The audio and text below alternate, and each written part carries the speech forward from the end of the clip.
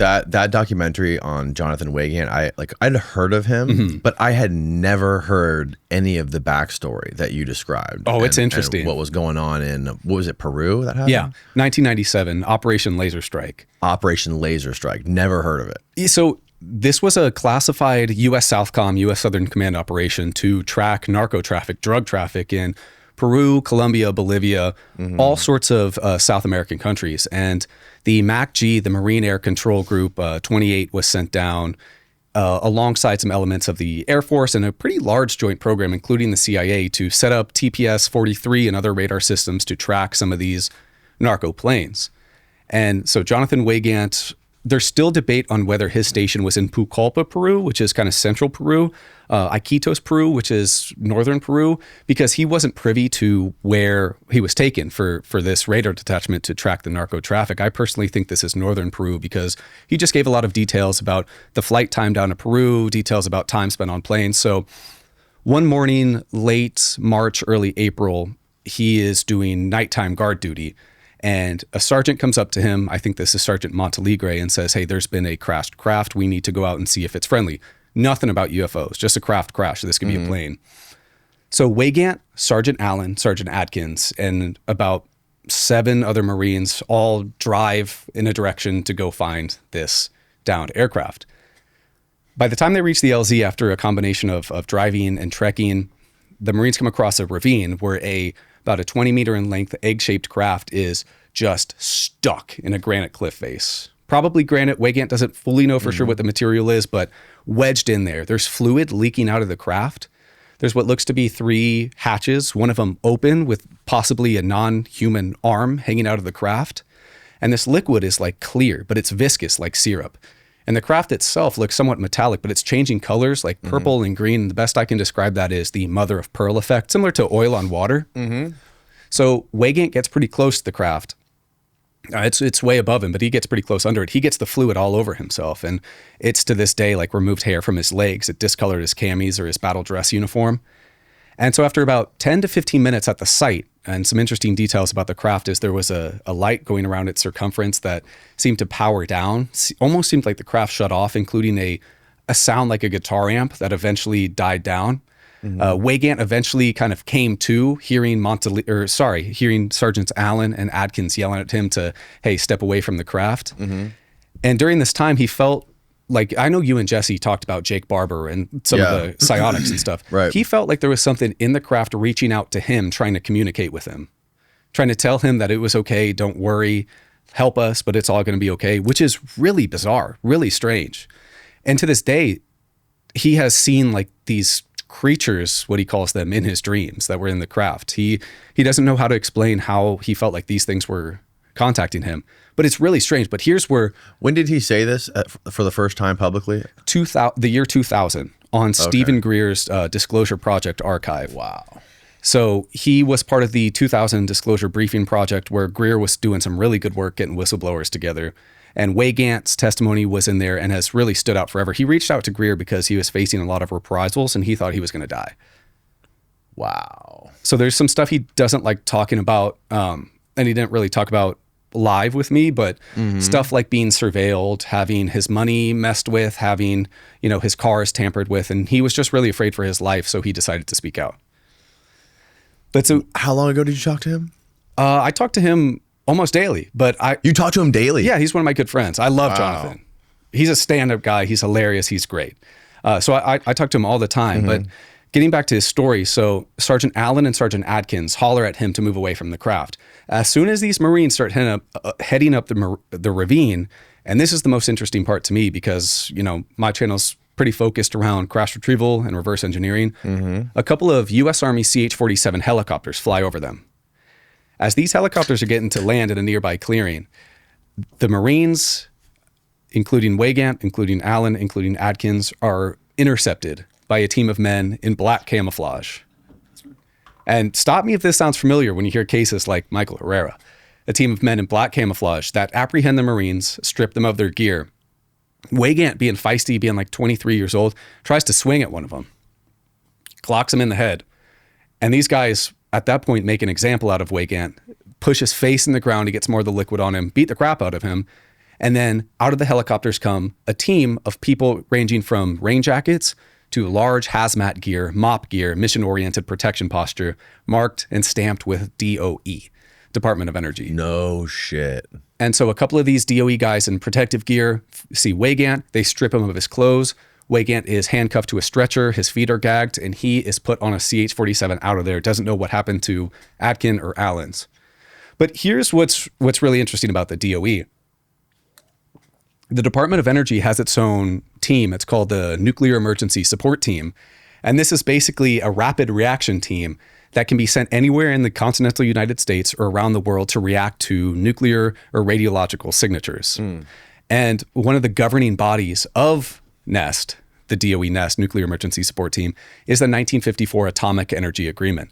1954, if this sounds familiar to you, are you familiar with the 2023 and 2024 National Defense Authorization Act, UAP disclosure amendment? I know I'm familiar with it, but I don't know a lot of the details. Okay, so like a quick side note to that, the UAPDA, which is probably going to be pushed again in the upcoming Senate conference, I hope that gets pushed through. But the whole point of this amendment was to bring forth disclosure of UFO legacy programs hidden within the U.S. Department of Defense and intelligence communities that are housing, exploiting, or reverse engineering technologies of unknown origin, TUOs. And one of the governing bodies listed in this legislation that hides some of these materials is the 1954 Atomic Energy Act that considers UFO materials as trans-classified foreign nuclear materials. So inherently that means like anything that could be considered nuclear or radiological is pretty much born restricted, born classified, and can be pigeonholed to avoid standard declassification processes. What's interesting about the DOE NEST is their founding authority was also the 1954 Atomic Energy Agreement. So you have legislation like the UAPDA talking about 54 being how the classification system for UFO materials is born. And then you have stories like Jonathan Weygandt encountering DOE teams whose given authority is that same 54 agreement. So it's very interesting. Also, there's provable instances that DOE NEST was actually looking to operate in South America, Colombia, Bolivia, Peru at that time in 1997. There was a Russian probe that went errant. It was going to crash. U.S. Southcom thought this Russian probe was going to crash either in the Pacific or somewhere near Peru and Bolivia. So DOE was actively using Defense Support Program satellites to monitor the region later that year. So DOE NEST was already interested in South America. Wow. And there was a lot of spooky shit going on in South America in the 90s. Like there was a lot of UFO crash incidents. Yeah. And there was a lot of I think that Jacques Vallée book was earlier than the 90s though. Jacques Vallée wrote a book about like some crazy massacre that happened in South America. Where like basically all these people were slaughtered. Have you heard of this? It sounds somewhat familiar, but I'm not fully. I think Jesse was the one who told me about it. But yeah, no, South America and Mexico, that period of time was like very active with this kind of stuff. Well, because same year we have Varginha, Brazil. James Fox's big case, right? Yep. And I guess he's doing a lot more work on that. He just talked to, I think it was Chris Ramsey or somebody, that he's got more information coming out about that. So that'll be pretty darn interesting. In 1978 in Bolivia, there was a case of a almost like a tic tac, like a cylindrical shaped object crashing into the mountains of Bolivia. A U.S. Air Force team called Moondust, Project Moondust, was dispatched to kind of investigate that region.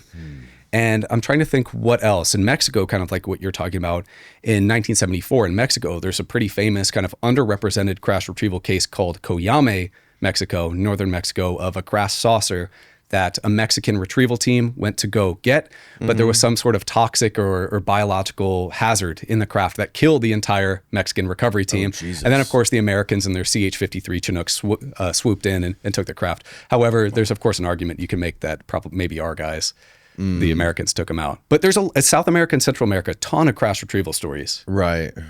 And a lot of marine crash retrieval stories. You have Jonathan Weygandt, you have like the testimony of Michael Herrera, and there are some other whistleblowers who aren't public who have talked about seeing such teams in the continental United States, these black teams with craft. So it's really interesting. And then kind of rounding out the Weygandt story, he was then on the 47 taken to an unknown base, into an underground section of a base where he was held for 2 days.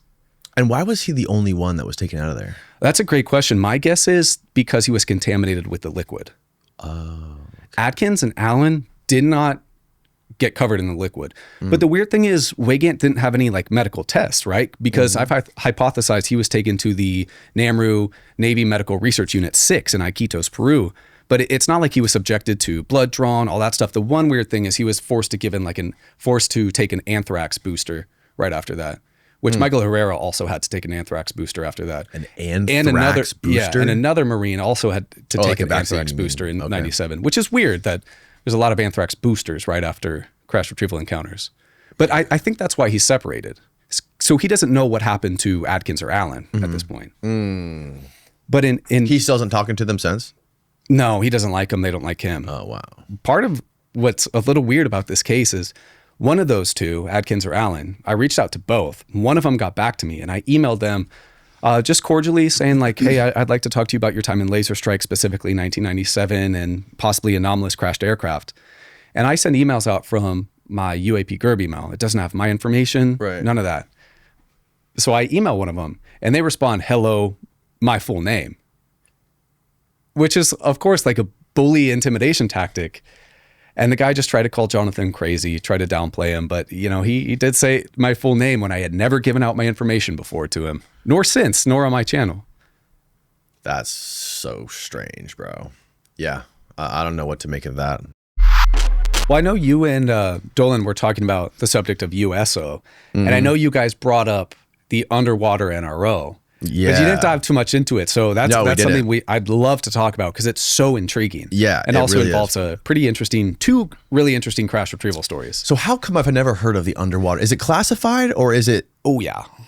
So it's not, there's no website for the underwater NRO? No. Because you would think they could make an excuse for it. They could say, oh, yeah, we're just trying to monitor nuclear submarines, adversary submarines. So there is a Wikipedia page that's crap that calls it the hidden younger brother of the NRO.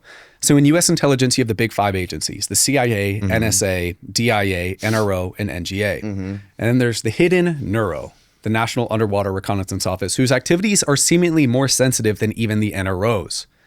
There are admirals in the Navy that I have spoken to who did not know that NURO was a thing. Really? And so I sent them a little bit of stuff on NURO and they went, oh. So there's a couple books, such as the Intelligence Community by Jeffrey T. Richelson. Great book. I really recommend everybody read that. And some other sources that can really dive in to learn a bit more about NURO, as well as former Admiral, Director of Naval Intelligence, CIA Deputy Director, NSA Director, Bobby Ray Inman. Bobby Ray Inman I think it was 2018, finally admitted in a speech at some university in 2018 that he directed NURO, but he still couldn't talk about it to this day, which is interesting. He said when he became Director of Naval Intelligence, he wore another hat that was NURO, but they still didn't want him to talk about it. And in another interview for a university, I think this was some California university, he said that he had gotten in trouble before for talking about NURO. So NURO was started in 1969, and it was started to kind of coordinate the Navy's and the CIA's reconnaissance activities, similar to how the NRO was started to coordinate the Air Force's and the CIA's activities, right? And so part of the founding programs for NURO were to kind of coordinate operations, keep track of, and commence missions with some of our sensitive nuclear submarines, kind of tap undersea cables. I think this was called the Ivy Bells program, and as well as just underwater reconnaissance, underwater monitoring. The NURO was supposed to exist between the Navy and CIA's Directorate of Science and Technology. Now, that Directorate of Science and Technology, we can talk a lot more about that because that has some tremendous connections to UFO crash retrievals.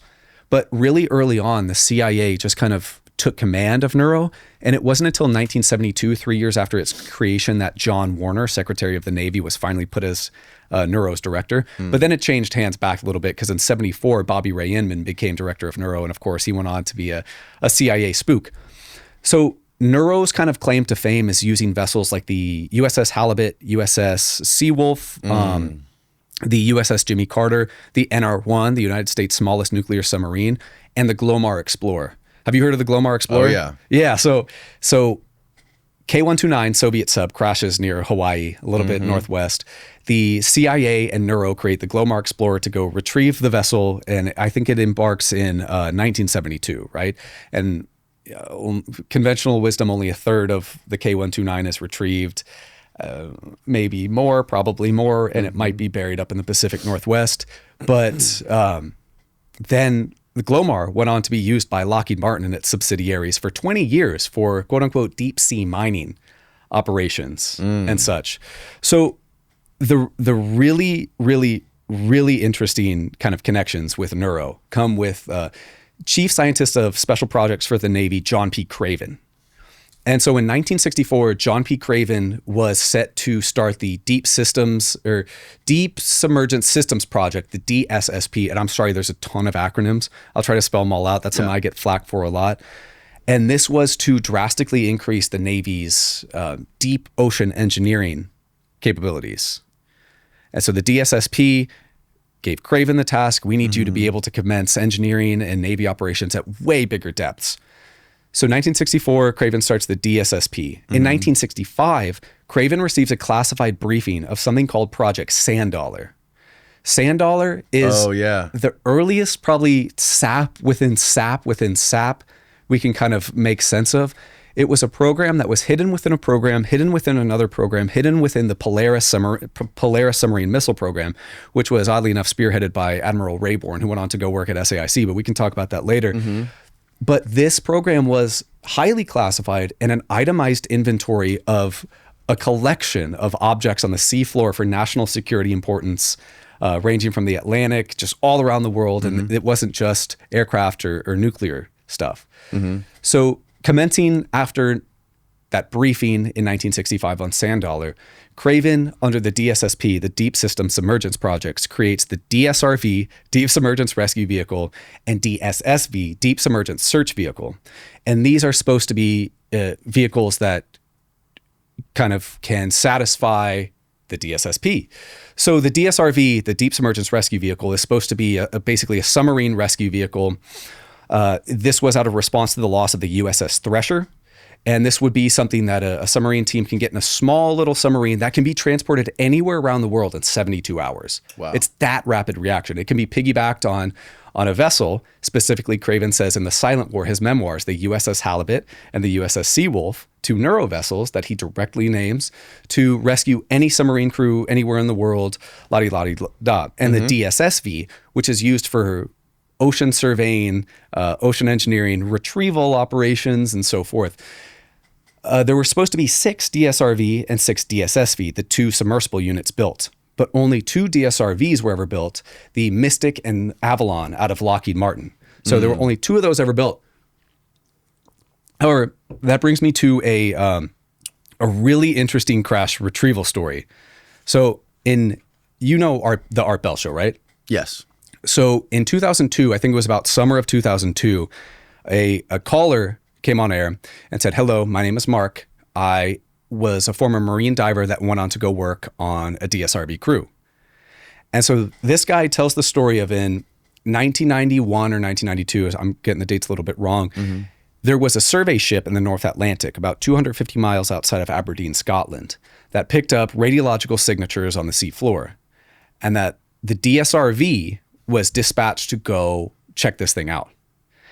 And so the group is steamed out to the North Atlantic. I think this is in the Rockall Trough in the North Atlantic, just northwest of Aberdeen, Scotland, because I looked at like depths, and this guy said this was about 1.5 miles deep. Mark did.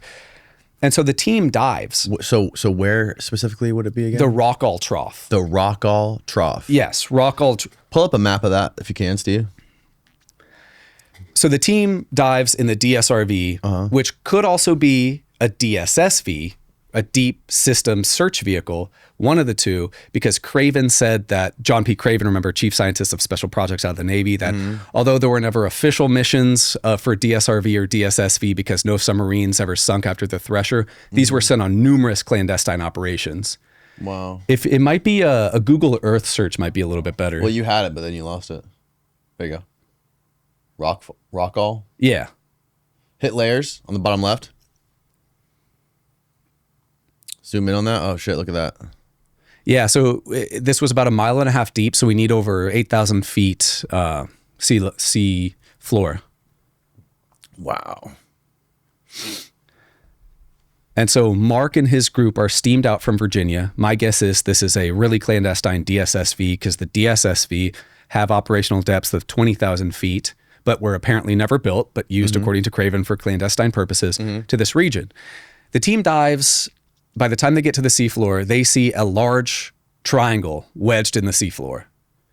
The triangle has no cockpit, no visible means of propulsion. It's wedged in the seafloor, and around its circumference has glyphic writing. Same thing as the 1965 Kecksburg, Pennsylvania crash, same thing as the Roswell I-beam, same thing as what Danny Sheehan has said he found in the classified Blue Book files. And so there's a really anomalous triangle down here that there's no visible means of propulsion, nothing they can see. So the team goes back up, informs the steamship what they saw. A marine archaeologist is brought down. They go take photos, videos, and survey the vessel. The marine archaeologist estimates that that triangle had been buried within the kind of the seafloor for 30 or 40 years. And so eventually the team is tasked with rigging materials to the craft to try to bring it up. And because the size is about 70 feet in height, the team estimates this is about the weight of an F-14. Right? And an F-14 is interesting because the NR-1 had previously recovered a lost F-14 off a U.S. aircraft carrier. But so the object is rigged up. The crew makes estimates based off the size, what metal might be, involved, brushed aluminum and so forth. But this object rises about 3 or 4 times faster once buoyancy is attached to it and it's kind of brought up to the ocean surface. The craft is eventually rigged up. Mark, once the DSRV crew is back on board, gets to see the craft again, this time in person, about 70 feet long, a little bit rounded of a back, like a perfect triangle, glyphic writing along the side, like gunmetal color, no visible means of propulsion, no lights. And eventually he and his crew are steamed off ship, never given another word about this. Not told to sign any NDAs or anything, which is kind of interesting, but apparently the work they did was inherently classified because the DSRV and the DSSV was used for classified operations under Nuro. That's fucking wild, bro. It's a really interesting story. And it just went on Art Bell once. And I'm trying to track this down because Mark drew sketches of this for Art Bell. And he also provided Art Bell the names of the other Navy guys he was with. So I want to track these guys down and find out more about this story. Have you tried reaching out? Yeah, I know a guy who used to work for Art Bell, and I'm trying. No luck because Art Bell has passed. But gosh, would that be something to get after? Well, speaking of Star Wars, have you heard of the Mark McCandless story? No. And Brad Sorenson? Okay, no. This is, in my opinion, one of the greatest alien reproduction vehicle stories of all time. And we can also, I'm sure you've heard the term alien reproduction vehicle. Yes. And I'm sure you've heard it associated with Greer. Yes. But we can dispel that rumor as well in this story. So this is about November 12th, 1988. This takes place at the Norton Air Force Base show at Norton Air Force Base in California. This is near Edwards Air Force Base. This is near Palm Springs. This is near the Lockheed Skunk Works. This is near USAF Plant 42. A lot of the clandestine aircraft R&D of our nation takes place. Also a region in which I think is a huge network of underground subterranean facilities. But, we'll talk about that later. But so Aerospace illustrator Mark McCandless, who had done a lot of work for Popular Mechanics, various defense contractors, was scheduled to go to the Air Force show with his good friend Brad Sorenson, who was an industrial designer at the time. Brad Sorenson had been invited to the show from a high-profile client. It doesn't really name this person, but connected with DOD somehow, possibly former Undersecretary for Defense, real high-up guy. A couple days before the air show, Mark McCandless has to drop out. He needs to do some work for Popular Mechanics. And so Brad goes with, the undersec, if that's what it is. A week later, Mark finally hears from Brad. Brad sounds really beaten up and shaken. Brad sounds really, really, really upset. And Mark finally pries what Brad saw at the air show. And we'll pause there because historically, this story has been relayed secondhand from Mark McCandless, right? Mark McCandless talks about what Brad sees at the air show. It wasn't until this year I found a 1990 interview took place 2 years after this experience with Brad Sorenson and Aviation Week and space technology writer Bill Scott. So this is no longer a secondhand testimony relayed by Mark McCandless, right? This is something that from Brad Sorenson's own words, because I'm directly referencing that interview. Because that's some of the things people have said about this story in particular, the flux liner, is that no, Mark McCandless just said it. No, well, Brad Sorenson talked about it in this interview. And some of the details around that are really interesting. So Brad Sorenson went to the Norton Air Show. tons of interesting aircraft, pretty cool. But at some point during the show, the undersecdef or whoever he was with took him to a classified exhibit. This is either a short flight down to USAF Plant 42 or it's in a completely different hangar. And the only reason he gets in is because he's attached to this very high-level former DOD guy. The two enter the hangar, and remember, this is all according to Brad Sorenson. And in there's a lot of really interesting vehicles. There's like a VTOL, vertical takeoff and landing, little Marines vehicle. There's the losing prototype to the B-2 stealth bomber. There's something called the Lockheed Pulsar, which is a craft that looks like a pumpkin seed. Craft that is, I think, powered by, if I'm remembering correctly, scramjet technology, super fast, remotely controlled. It contains 121 nuclear warheads. What? That some of the military brass were kind of boasting that they could destroy every major city in Russia in under an hour and so forth. Yeah, that's it. Yeah, that's the Pulsar. And that's drawn by Mark McCandless. That's drawn by Mark. That's wild, bro. Have you seen the Cormorant, the Lockheed Cormorant? What is that? I think Jeremy Riss told me about this. Oh, alien scientist. Yeah. Smart cookie. Yeah, man. He knows his stuff. He type in Lockheed Cormorant. That one's crazy looking. Whoa. That thing. Whoa. I think these are all obvious. Or that one's actually a real photo. Is this a undersea UAV? Yeah, bro. Look at that. Look at that thing. It looks like a bird. Of course, the Lockheed Martin stamp on it, iconic. Yeah, right. That thing's crazy. There's just so much bizarre stuff. I know. These people are making. But apparently this thing can go in the water and in the air. There's a Northrop. It's transmedium? Yeah, bro. Whoa. It flies and it goes under the water. Allegedly. Who knows?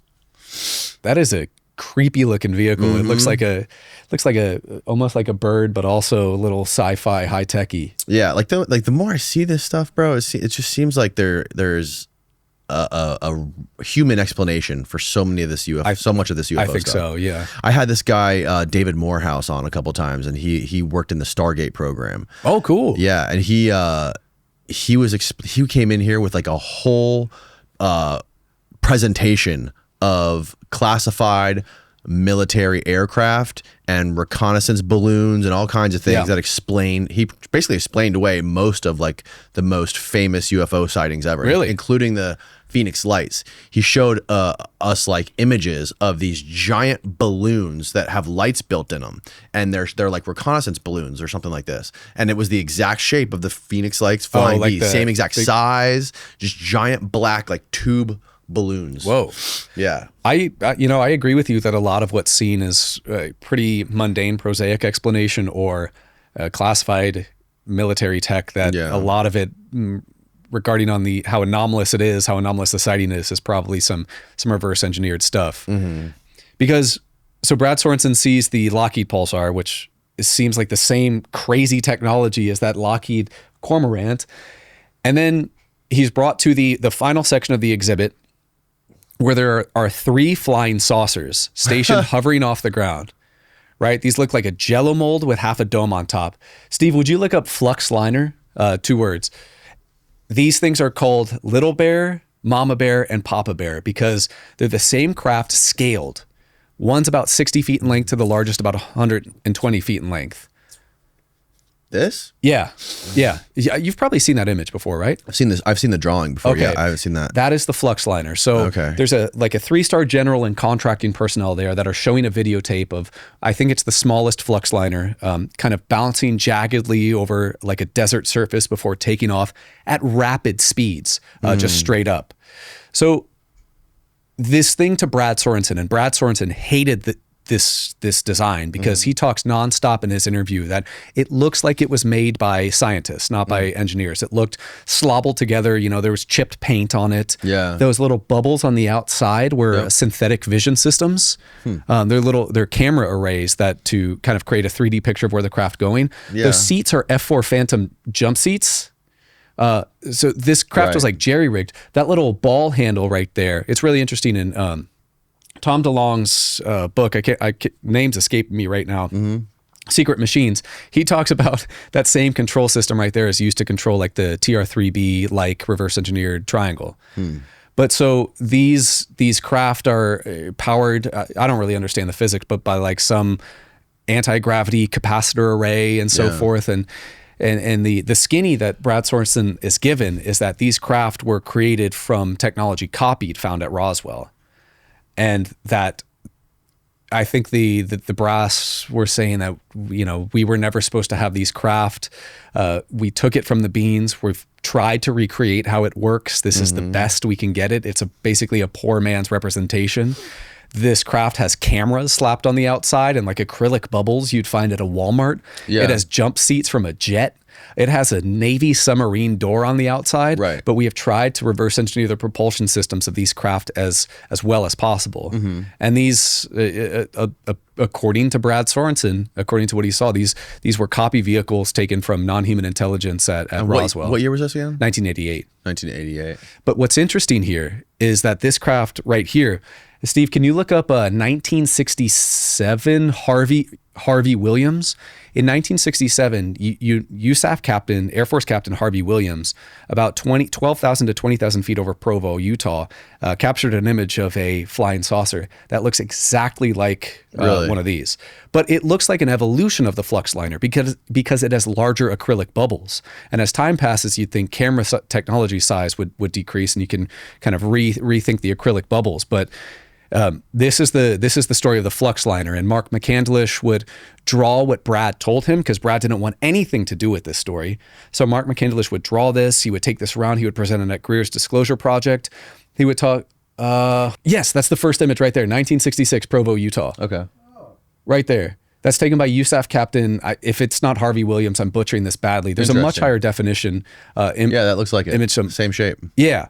So Mark McCandless would create a line art drawing of this. And he would take it all around, talk to people. And apparently he met other people like USAF veteran Kent Sellin, who saw the same craft at Edwards Air Force Base. And I think 1972, I want to say, I'm trying to remember correctly, but Mark McCandless would eventually in 2014 create a documentary with a filmmaker named James Allen about, 0-point energy systems, the flux liner alien reproduction vehicles.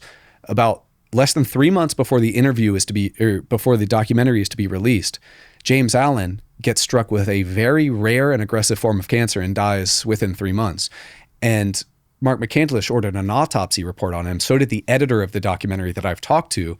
And James Allen was found to have heavy metal poisoning in his autopsy report. So it's weird because in this documentary, the two, James Allen and Mark McCandless, talk all about, various energy systems, various 0-point energy systems where the inventors have mysteriously died, gone missing, throw themselves out of a window. And so James Allen, right before that documentary is released, goes, he dies as well. In 2020, Mark McCandless was found with a self-inflicted gunshot wound to the head. What? And he said, maybe it was 2022, but he said that in an interview shortly before in 2020 that he slept with a pillow under his pillow because he was also afraid of what was going to happen to him. A pillow under his pillow? I'm sorry, a pistol under his pillow. Oh, a pistol under his pillow. Yeah, I'm sorry. And, there's some rumors, according to some close sources of Mark McCandless, that he was going to testify to Senator Rubio shortly before his death. So, but this also gets really interesting because this was relayed by Mark McCandless for the better part of 30 years, right? I found the original interview with Brad Sorenson and Bill Scott from Aviation Week and Space Technology. Once I find that and put up a video of the flux liner, I get a call from a UFO researcher, very well-known guy, very respected, great on crash retrieval, but he's also really close with Greer, like really good buddies with Greer. And he calls me and said, "Where did you find that interview? Like, that's not supposed to be public. You should take that down." Why isn't that supposed to be public? Because this story was always secondhand with Mark McCandless and not Brad Sorenson. And what's weirder is one of Greer's close friends is a researcher. And why did he tell you it should be taken down? He said it's internal. Internal for who? Exactly. Why?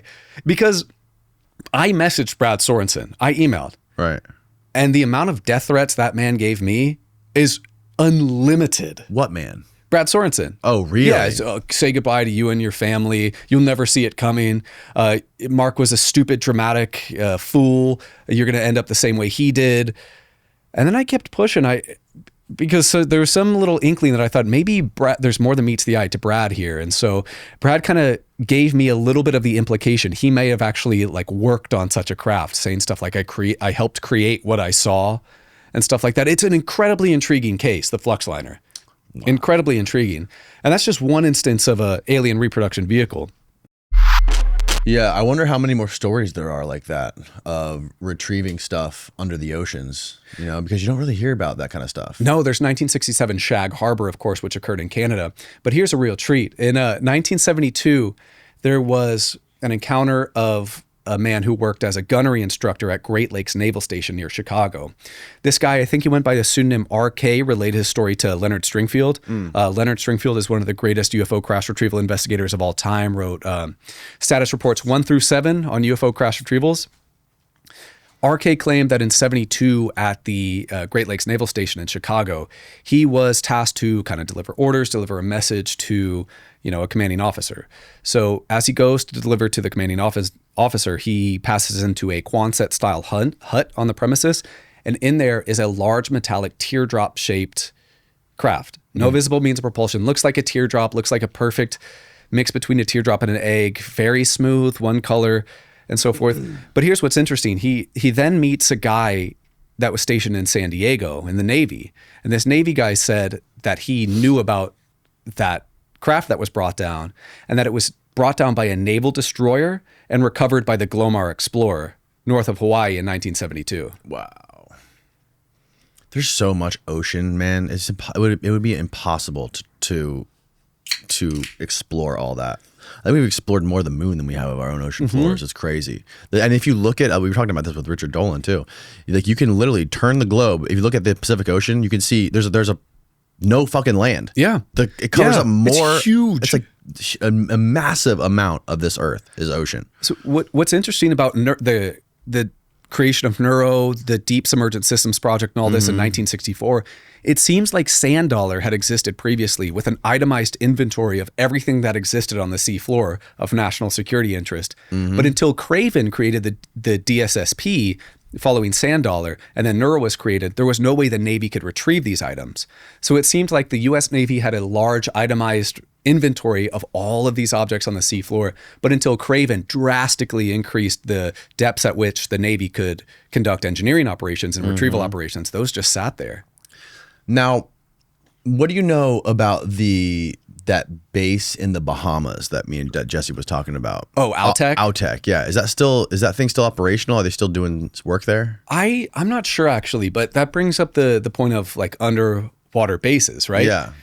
There's a great author. His name's Richard Sauter. He has a book called Underground and Undersea Bases, where he talks about possible undersea bases worldwide, which is really interesting. And of course, it's very likely that there are like undersea Nuro bases for submarine refueling and such. But the concept of undersea bases is interesting because already underground bases is incredibly intriguing. Right. The question about undersea bases is, how do you power them? The logistics sound like a nightmare. Yeah. At least for... It seems like optimal though, right? Yeah.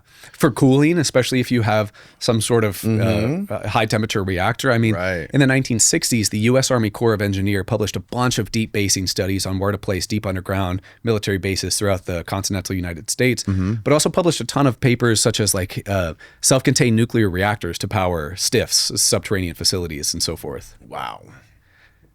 Yeah, that's one of the things that Catherine was saying, that a lot of the missing money, she thinks, has been going to funding these constructions of these underground bases. Yeah. That's, I think, one of the most interesting topics in this subject because, I've done a project on directly relating those to UFO programs and craft and materials being stored underground. And I have a friend who was former Army Public Affairs. This was about 2010 to 2013 area. And he relayed to me that he traveled between a STIF, a subterranean facility, as they call them, under Fort Bliss, Texas, and White Sands New Missile Range. And he traveled between these locations via train. What? And he said that the train went so fast it reminded him of his fear of flying. Oh my God. Because a lot of people will look at the kind of underground bases, systems, and connective tunnels and scoff at a little bit because it's a logistic and engineering nightmare, right? But I digress. Back in the 1970s, the RAND Corporation, which is known as a Federally Funded Research and Development Center, FFRDC, one of the employees, high-up scientists of the RAND Corporation, published something called the VHST, the Very High Speed Transit System, which was a massive underground train system that would connect New York to Los Angeles and basically be a massive underground tunnel system.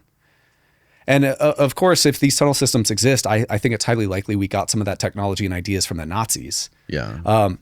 before the end of World War II, there was a system called the Rohrbahn by some German scientists, which was a pneumatic train system to exist under Germany and to connect Berlin to France or Paris, and a network of underground train systems to go at incredible speeds. This was a concept? Yeah.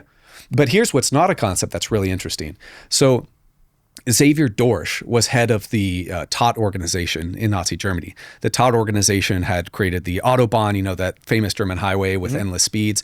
And at this time, Hans Kammler and various really nasty Nazi scientists were using underground locations for aircraft manufacturing and so forth for contractors, but as well as continuity of government sites such as the Regen-Wormlager in Poland and Ohrdruf, which are these really, really crazy advanced underground locations that I think it was Ohrdruf even had like its own underground rail system connecting it. It was self-contained. And so Xavier Dorsch was one of these whiz kid engineers for the Todt organization, which is similar to the U.S. Army Corps of Engineers. In 1947, with Operation Paperclip, where the U.S. brought over a bunch of Nazi scientists, there was one report from Air Material Command that requested Xavier Dorsch specifically, as well as 3 other German Nazi technicians, for underground plant construction. So I think immediately after post-World War II is when underground or facilities or STIFs immediately began construction, because we plucked some of the Nazis' best and brightest who had created such intricate structures under Germany to come work for us. Yeah.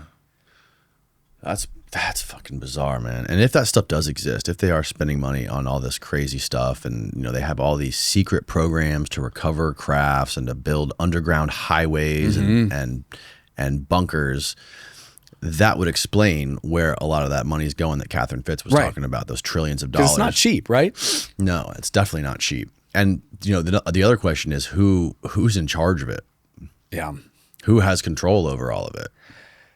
Analyzing the structure of the supposed UFO legacy programs is so difficult to track, right? If there are programs, which of course I believe very strongly there are DOD, contractor, FFRDC, UARC, university affiliated research center programs that deal with the exploitation, recovery, and reverse engineering of non-human technologies. How are these programs structured?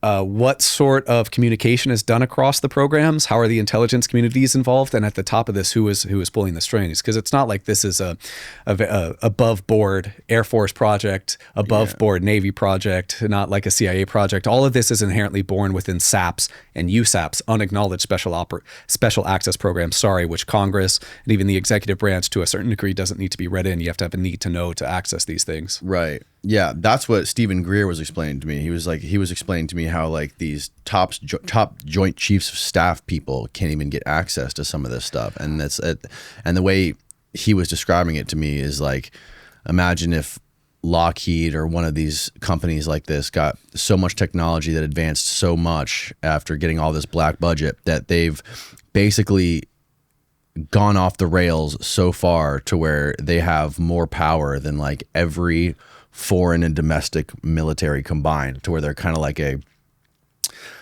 a breakaway military superpower that like doesn't have to answer to anybody. If, like Catherine Austin Fitts says, if there is some sort of segment existing within the U.S. military intelligence that has a secret space program, they have the asymmetric advantage in every single warfighter capability. If somebody has ARV, alien reproduction vehicles, which I believe they do, of course, they have a tremendous amount of advantages over any traditional human military. How are they funded? That's a really interesting question as well, that I think there's a lot of funding mechanisms for such programs. Like back in the 80s, the Navy was being overcharged by the Grumman Corporation and some other corporations. They were being charged like $400 to $600 for ashtrays at like F-14s. And so there's just ashtrays and F-14s. Yeah, ashtrays and F-14s. Wow. And that brings me back to that guy I told you about, Ed at Edwards Air Force Base. After he was done at Edwards, he went on to work at the Pentagon for the Air Force Research Development Test and Evaluation Panel chain. He said in 2 separate years, $34 billion and then $40 billion went missing from the Air Force in non-transfer of authority funds, just completely wiped off the books. I've also been privy to conversations with individuals who have seen cash transactions, huge pallets of cash transacted for UFO legacy programs. And then, of course, you have Catherine Austin Fitts, who talks about really creative funding from the DoD and Housing and Urban Development. And then you got a great story from SAIC, Science Applications International Corporation. And I'd love to tell you a really, really intriguing story about SAIC's kind of contract work, if you don't mind. Oh, yeah. So SAIC, first of all, has been in some hot water for overcharging like the NSA, $5 to $7 billion for the Trailblazer program, which was supposed to be like a large scale spying software. Right after 9/11, that completely didn't work, but the NSA kind of was fraudulently charged by SAIC for all of this money. SAIC has enormous contracts, many of which don't make any sense, like a recent $280 million contract with Sandia National Labs, which is a Department of Energy FFRDC, for IT consolidation work. Now, how does IT work? Take $280 million. Of course, with SAIC, we've talked about Kirkpatrick. SAIC has insane ties to the Wilson Davis memo. SAIC has ties to Director of Nuro, Bobby Ray Inman. But in 1992, there's a whistleblower from SAIC. Her name's Denise McKinsey. And she actually disclosed in, I think, 2000. And so her story goes, in 1992, she was working at a fabric store at a mall in La Jolla, San Diego. A new part-time girl named Sophia starts working with her. Sophia says, hey, come work for this contractor. It better work. Yeah. And so she shows up expecting an interview at a large contractor. She's hired on the spot at a massive campus that is SAIC, Science Applications International Corporation, La Jolla. She's not even really told what to do besides administrative work on a computer. And that girl who recruited her, Sophia, didn't show up for like another 3 or 4 weeks. So she's just sitting there and having no idea what to do on the job. And eventually a bunch of letters come in while she's working at SAIC that are basically asking for contract updates on DoD and other contractor contracts. These are massive contracts, some in hundreds of $millions, some millions of dollars, some tens of millions of dollars. And she's working in the building where SAIC does all sorts of classified chemical and biological research. Really interesting biochem facility there that probably connects with Battelle Memorial Institute and Dugway Proving Ground. And so she goes to her superiors because she wants to kind of impress them and says, hey, what do I do with these contracts? The superior says, I think the superior right here is named Stanley Stewart that I've actually tried to track down, said, oh, just say we're working on it. So she, being a new employee, doesn't really want to just say we're working on it on massive DoD contracts. So she goes in the file room to find these contract numbers, to find the contracts, to find the programs. And in each file for every single program, all that's in there is just a paper that says we're working on it, the same file updates. So the SAIC is undergoing enormous contracts for DoD and other contractors with no movement on them. Nothing's being done, no progress reports, no technical reports, nothing like that. So they're just empty contracts. So that money can be funneled, like Catherine Austin Fitts says, specifically mentioning SAIC, into the black budget. So she goes and tells Sophia, the woman that recruited her eventually, and Sophia freaks out. She gets reprimanded by her superiors. All the files are taken away. She's harassed by one of the bosses, and she eventually quits when she almost chokes on some food and like nobody helps her. But so later on down the line, she's interested to search for Sophia because she never saw Sophia again. In the early days of the internet, she finds Sophia's picture, same first name, different last name, on a CIA operatives database. But the weird thing is that this Sophia girl that recruited her to work at SAIC, remember this took place in 1992, apparently died in 1998. All sorts of weird things going on there with SAIC. In 1992 is also when SAIC took over the Stargate program from SRI and the CIA. SAIC took over that? Yeah. SAIC, huge into like telepathy, telekinesis. They have lots of reports on it using human subjects for such things. And I guess their research was carried on and taken seriously because as recently as 2013, the Office of Naval Research published a study, like a revolutionary study on human sixth sense, using like precognition in humans almost to kind of get a jump on things. So really, really weird discussion of contracts and like human remote viewing at SAIC. Yeah, they're involved in so much weird shit, man. I told you the first time I heard about it when I was reading that article all about the creation of Google. Yeah. How that basically Google was incubated by like DARPA, the NSA, and the CIA, and all this stuff. Basically, going and visiting Sergey Brin at Stanford, and doing like status updates every month on what they were doing and how they were doing. I think they got the PageRank system directly from DARPA. Yeah, which is strange, but if you just understand that history of how Google was created and who they were working with, and look at where we're at now with all the stuff that's going on, how they're basically trying to like influence the narrative of the public and censor certain speech and boost other speech, and using, now, Google basically creates everything from phones to security systems to every application and appliance. Soon they're going to be making your fucking washer and dryer, and it's going to fucking talk to you and have cameras in it. Dryer. So it's just like, okay, this company that was created by like the deep state essentially is now creating all these appliances and software that are integrated into virtually every aspect of your life. And, you rely, and most people, a lot of people rely on this company to make a living because they basically own the internet. Yeah.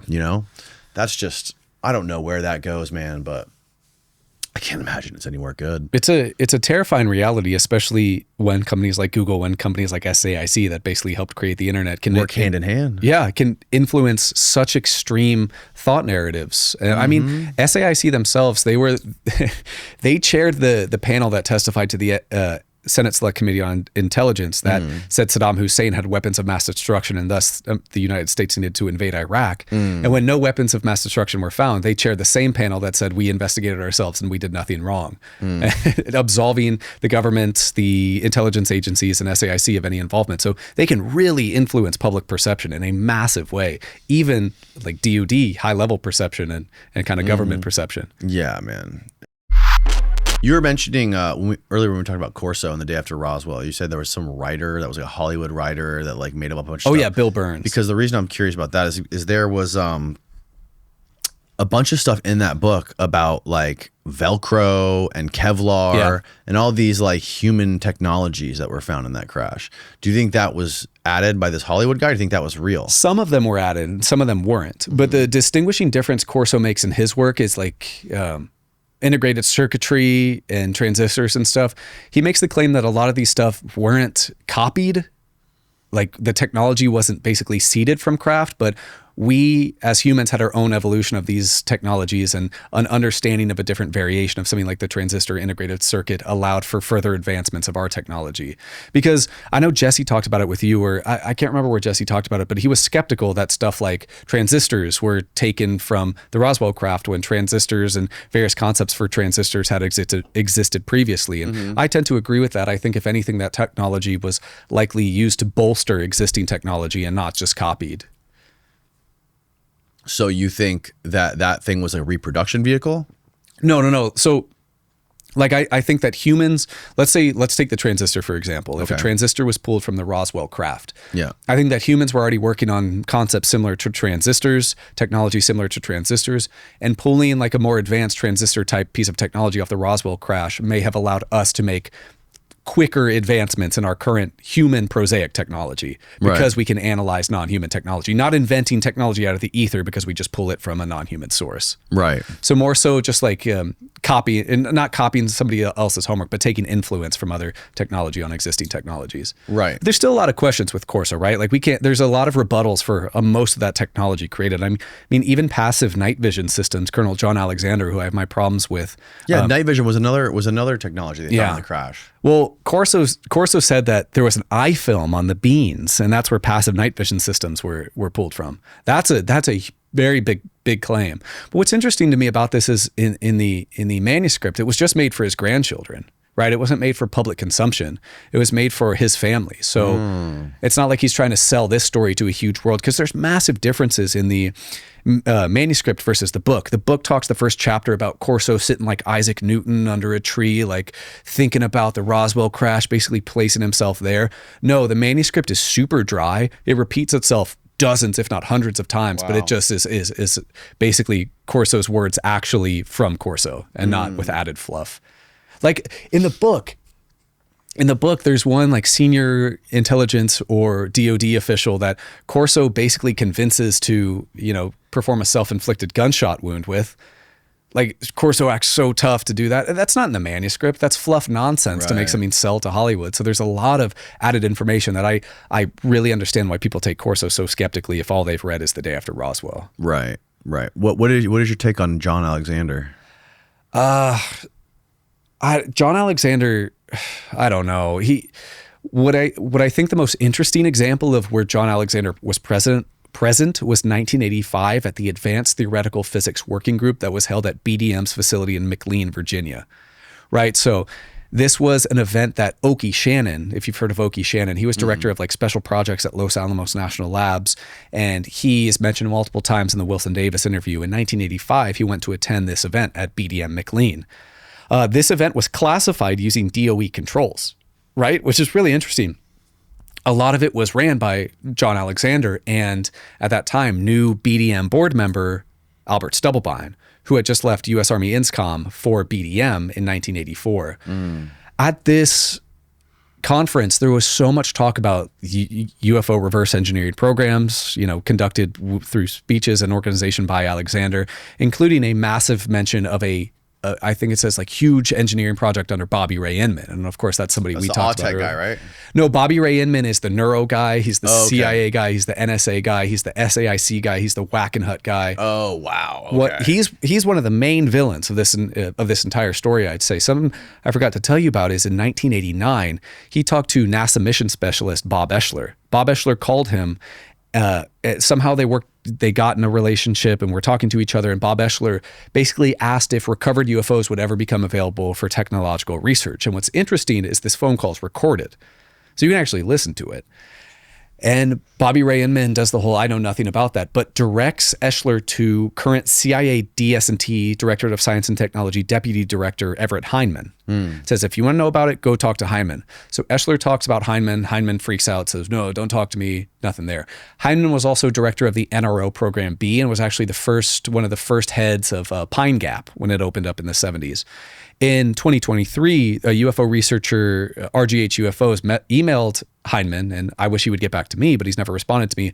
And Hindman alluded that he did, in fact, work in UFO programs. He said, I'm no longer in that area of research. But back to Inman. Inman also pointed Bob Eschler, NASA mission specialist, to former Director of Naval Intelligence, Sumner Shapiro. Sumner Shapiro was also a BDM board member, but Sumner Shapiro met with Bob Eschler, and Sumner Shapiro told Bob Eschler that not only had he studied craft up close, but they were shipped between different DOE laboratories, and some of them featured interlocking components that had to be assembled and disassembled in certain ways if you're going to gain access to the craft. So Bobby Ray Inman, points Bob Eschler to all sorts of these guys. Bobby Ray Inman is former director of Nuro, CIA, all this. But then in 2020, and this echoes the present very well, Bobby Ray Inman appeared on Project Unity, Jay Anderson's podcast, and said he had found conventional explanations for every single UFO sighting, which is nonsense to take that stance that every single UFO sighting you've ever cracked sounds like Sean Kirkpatrick. So this guy in 1989 is pointing Bob Eschler to firsthand UFO retrieval knowledge people, and then he is walking those statements back. And Bobby Ray Inman has a very illustrious history. He was also on the board for Wackenhut, which is a private security agency mentioned by so many whistleblowers, and including performing security at Area 51S4. Yeah, I learned all about Wackenhut when I had the dudes in here that made the Danny Casolaro documentary. Really? Have you seen that documentary? Holy shit, bro. You gotta watch that. It is, they talk all about, like, it's called The Octopus Murders. You know what? I can't believe I haven't watched The Octopus Murders yet. So many people have told me to watch it. It's amazing.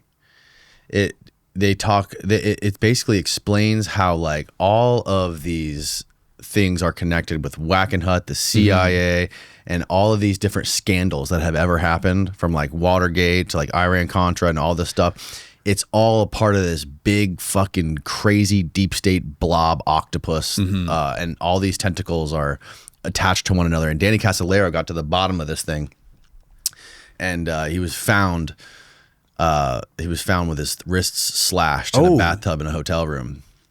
Yeah, and it's an amazing documentary, and they go deep into it, the Wackenhut stuff. What? Wackenhut even has ties in the subject we're talking about now with the Department of Energy. I mentioned the Department of Energy special response teams that are like really highly armed guys at DOE national labs that, maybe they transport nuclear materials, maybe they transport radiological materials, maybe sometimes they transport UFOs, but these guys were trained by Wackenhut. So they get Wackenhut training. Wackenhut worked closely alongside INDUSEC, or industrial security personnel, which I think industrial security personnel are the actual armed guards and so forth that will be inside of a UFO facility guarding the USAP program locations and so forth. So I think Wackenhut is intimately entwined. And Bobby Ray Inman, he was a board member of Wackenhut. But yes, it is true that Jake Barber was tasked to infiltrate Greer's camp and kind of try and maybe set up whistleblowers. I don't know. I think the question needs to be asked, did Greer know this? Was Jake sent in to promise him high-level information, and did Greer know about this and willingly let Barber in, knowing that he was an agent for possibly an agency? Because around the same time, 2023, there are multiple Greer whistleblowers who I have found in Greer's DPI archive, his Disclosure Project Initiative archive, and I formed friendship and relationships with, that contacted Greer, and always in 2023, they started facing reprisals. They started getting threats to their pension. There's one guy in Greer's archive under the number 10892. This guy talks about being on an alien reproduction vehicle retrieval team at Nellis Air Force Base and kind of witnessing a touchdown of a Sunflower extraterrestrial craft. That he cut off contact with Greer because he was threatened with inappropriate, explicit underage content. Oh my God. Yeah. And so this stuff all happened started really ramping up around 2023. And so is there a connection there? One must ask. It's quite perplexing. It really is, man. But also, who knows? Greer's operational security is absolutely abhorrent. So there's no excuse that I should be able to go into his archives and be able to track down some of the whistleblowers. No excuse. Right. The operational security is so bad. I should not be able to do that. But I'm just glad that it was me who was able to do that with some people and not somebody else, unless agency folks have done that and kind of tracked down whistleblowers and threatened them with their pension. Because some of these high-level whistleblowers have spoken to Greer in the past, because he's really was the only guy to turn to for a long time, right? He ran the Disclosure Project. Yeah, that's the crazy 2000. thing about him. I mean, a lot of people, everybody fucking hates Greer for the most part. I've never heard anyone say anything nice about him except for Jesse Michaels. Jesse Michaels is the one person who's like, bro, you got to give him credit. He's been doing this forever. He's brought forward the most amount of whistleblowers that have divulged the most amount of information. So take it for what it's worth. He's done more harm than good, or I'm sorry, more good than harm. I've never spoken to Greer. I don't plan to. He and I don't have a good relationship. He called me an intelligence asset. So I'm not too, and he's also hurt many of my friends. So I'm not too high up on Greer.